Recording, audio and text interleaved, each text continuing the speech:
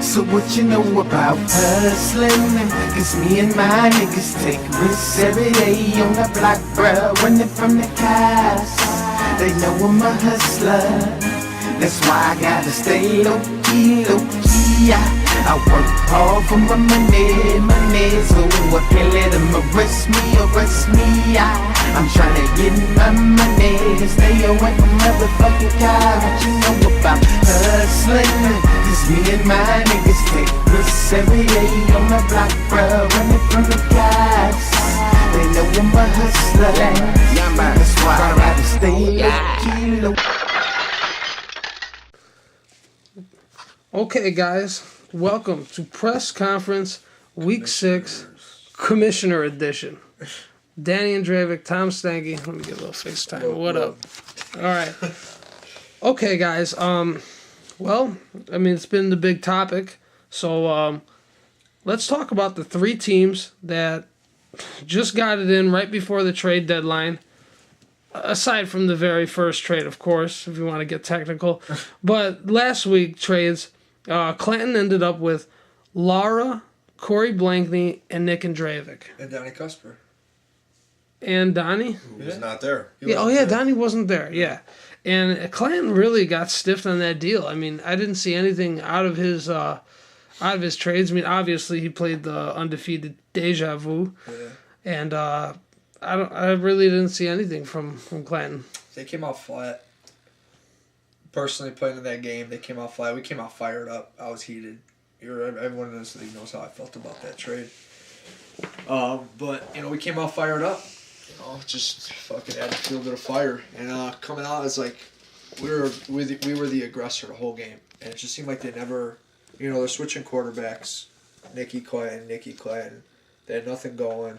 They even had Corey playing quarterback. Like, they just haven't found their fucking identity yet. So. What, Corey playing quarterback? Yeah. I've never even seen him play quarterback. He was throwing, man. It was weird. It was just a weird. They have a lot of work to do if they think they're gonna make the playoffs. I think their team did get better overall.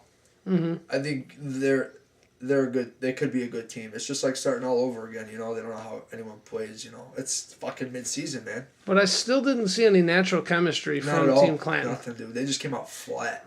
Well, once Clanton went down, the game looks like it was over. The 3, energy was gone. It was 3-1. It was 3-1 at that point, yeah. Where I think John and Steve both got hurt. But, yeah. But at that point, you pretty much knew the game was over when Steve wasn't coming back in. Right, absolutely. And in situations like that, your first round pick, Nick Andreevich, you gotta step up. This is your 7th year in the league, and I just didn't see him step it up, when he should have. You're 3-1.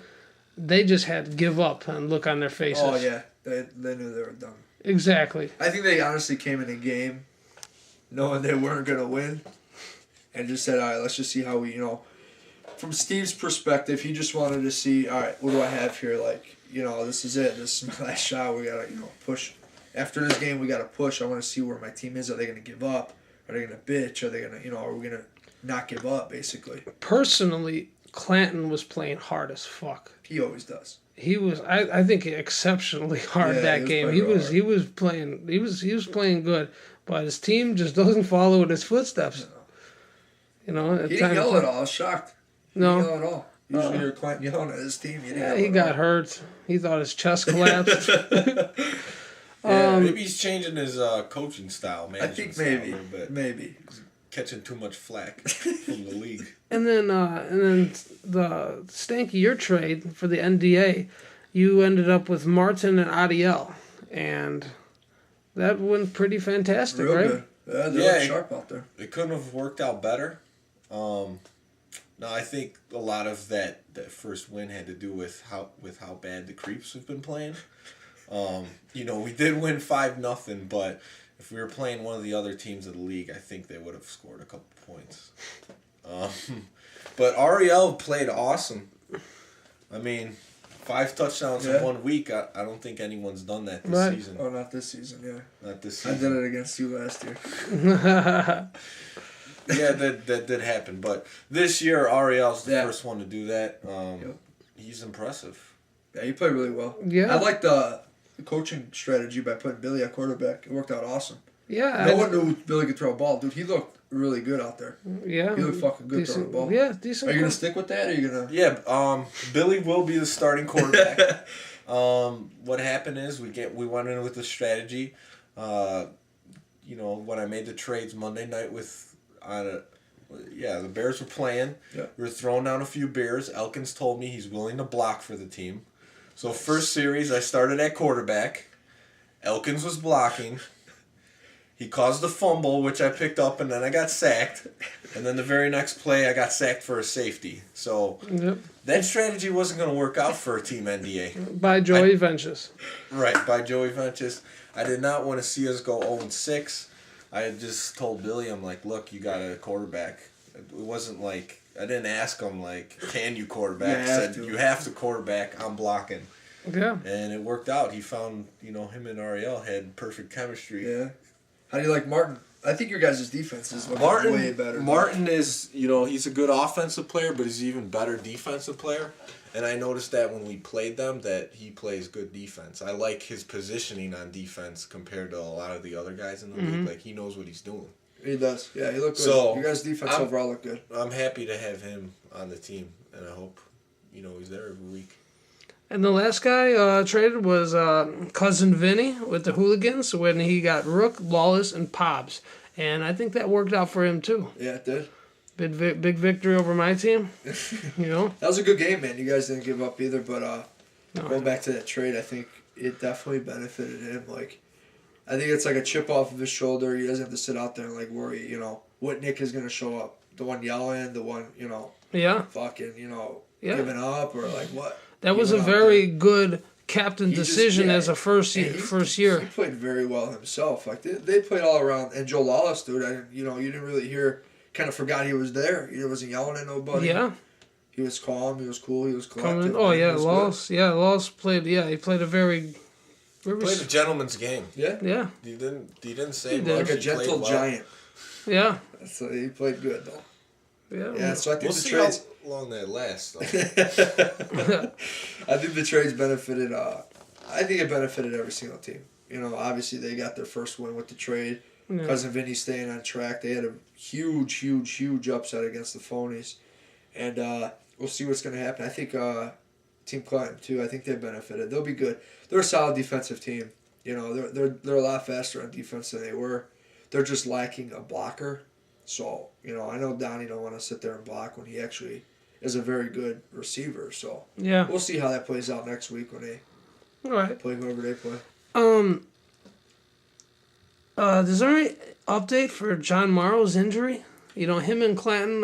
What happened on going back to that play? That was an amazing. Going back to the play, I was. It was fourth down actually, so I'm sitting there scrambling around. My boy Franco was just chilling, dude, blocking for me. Fourth down and one cone, right? No, dude, we were at midfield, bro. Midfield. Yeah, we're at fourth and midfield, dude. And so I'm rolling, and I'm like, fuck, man, we had nowhere to go. So I'm like, fuck it.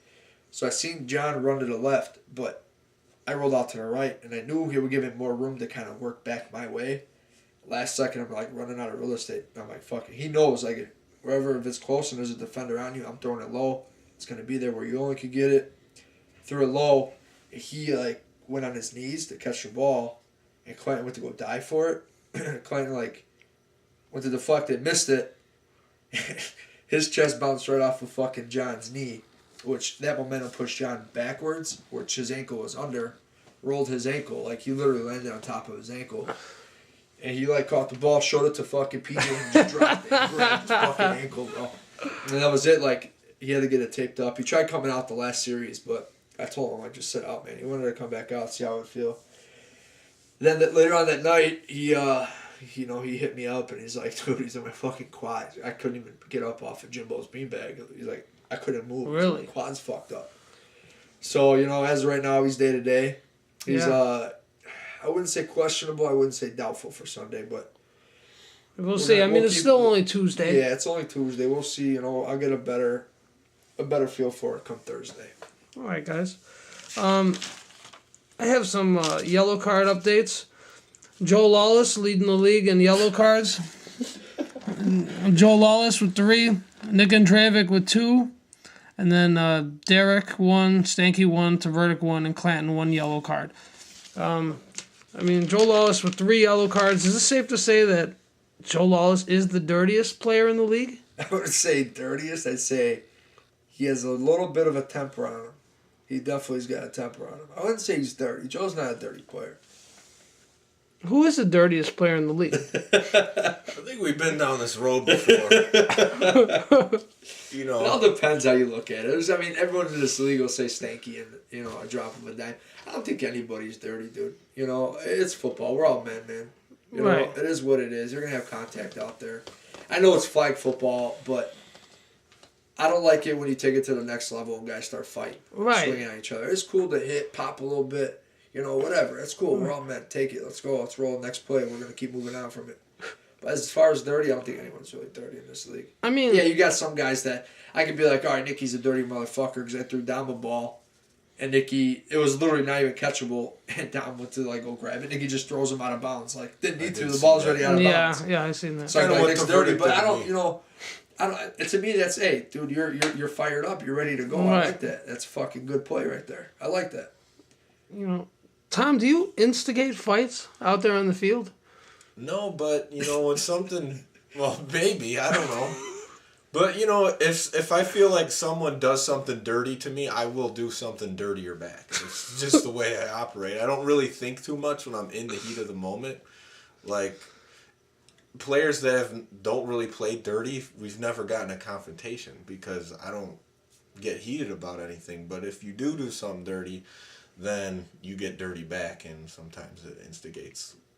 De-escalates the situation. Yeah, it escalates a little bit. Okay. I'm just trying to play football, but I guess it could cause some controversy sometimes. Sometimes. All right. Sometimes. All right, I got a couple questions for you for this special Commissioners edition. So we'll start with Danny answering and then Tom answering. Yes, So what is your role on your team? To be a leader. To make sure that my team comes out every week, especially being not even talking shit, but being undefeated.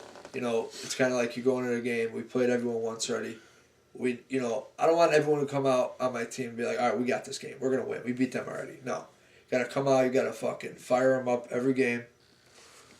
Get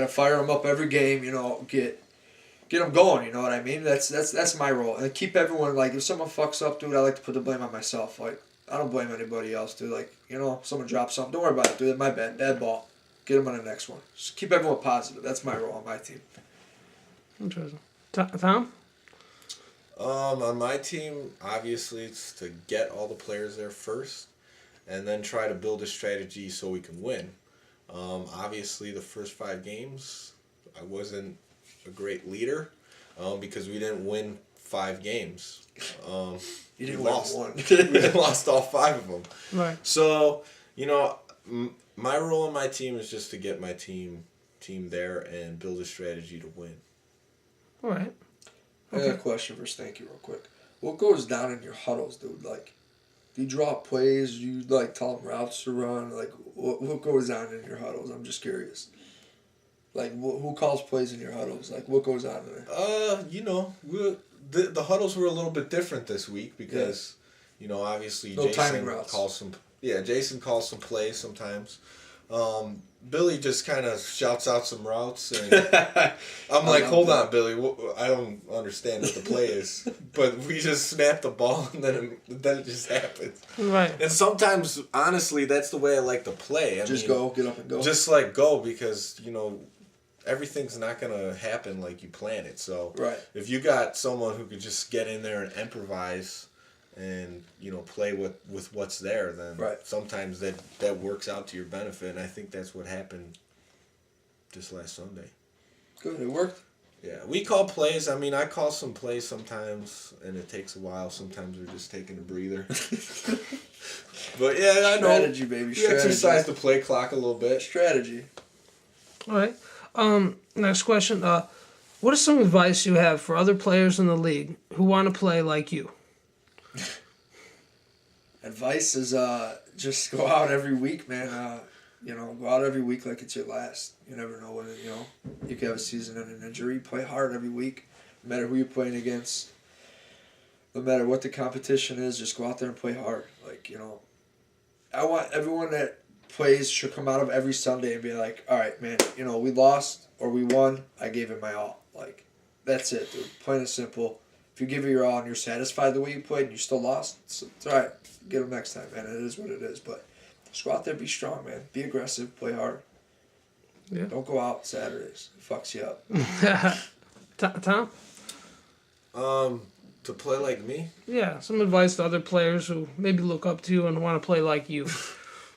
Well, some of the stuff you probably shouldn't do on the field. I don't condone it, but that's just kind of something that happens when it's provoked. But I would look like for players to be open-minded to more versatility on the field. I think there's a lot of players that can do a lot of different things, but they have their mindset that they're going to play a certain position, and they're not always willing to be a team player. So me as the leader on my team, I don't always have a set position. I feel like I could play any position well. And I think, if you want to play similar to me, you just have to be open-minded to be a team player and play any position that you're asked to play and try to play it well. And that's it. All right. And last question I got is, what's the best part about playing in this flag football league? It's competitive, man. It's definitely it's different from the past. Talent's definitely spread out a lot more this year than the past. I mean, look at the playoff race right now. No one's out of it. No one's guaranteed in it, really. Like, everyone's fighting. And it's competitive, man. There's a lot more, physicality out there. Everyone wants to just win.